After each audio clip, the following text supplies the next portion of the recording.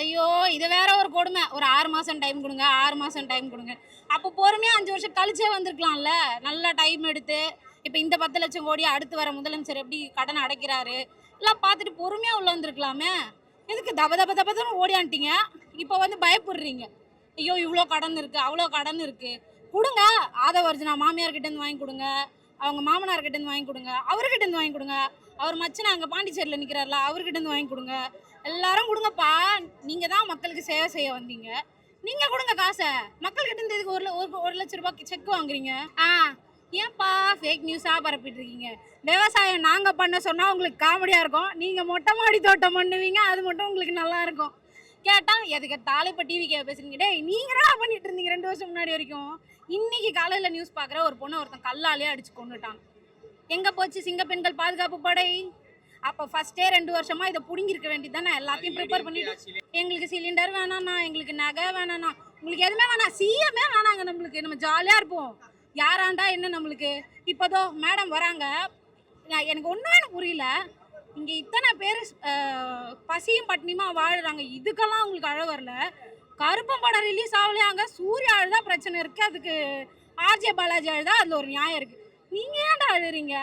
Producer பிரச்சனை, அது ஆக்டரோட பிரச்சனை, டைரக்டரோட பிரச்சனை, அது நீங்க எதுக்கு அழுவுறீங்க?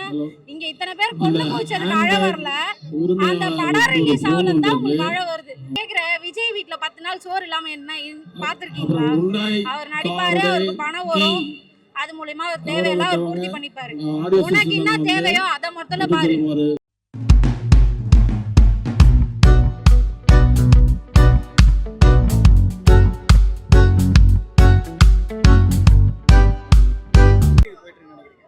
ஐயோ!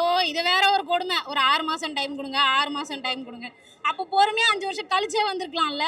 நல்லா டைம் எடுத்து, இப்ப இந்த 10,00,000 கோடி அடுத்து வர முதலமைச்சர் எப்படி கடன் அடைக்கிறாரு, எல்லாம் பார்த்துட்டு பொறுமையா உள்ள வந்திருக்கலாமே. எதுக்கு தப தப தபன்னு ஓடியான்ட்டீங்க. இப்போ வந்து பயப்படுறீங்க. ஐயோ! இவ்ளோ கடன் இருக்கு, அவ்ளோ கடன் இருக்கு. குடுங்க. ஆதவர்ஜுனா மாமியார்கிட்டேருந்து வாங்கி குடுங்க.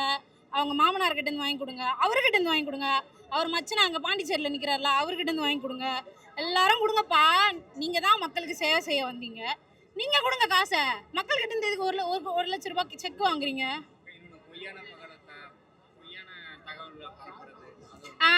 ஏன்பா ஃபேக் நியூஸா பரப்பிட்டு இருக்கீங்க? விவசாயம் நாங்க பண்ண சொன்னா உங்களுக்கு காமெடியா இருக்கும். நீங்க மொட்டை மாடி தோட்டம் பண்ணுவீங்க, அது மட்டும் உங்களுக்கு நல்லா இருக்கும். கேட்டா எதுக்கு தாலைப்ப டிவி பேசுறீங்க? டேய் நீங்க என்ன பண்ணிட்டு இருந்தீங்க 2 வருஷம் முன்னாடி வரைக்கும்? இன்னைக்கு காலையில நியூஸ் பாக்குற ஒரு பொண்ணு ஒருத்தன் கல்லாலேயே அடிச்சு கொண்டுட்டான். எங்க போச்சு சிங்க பெண்கள் பாதுகாப்பு படை?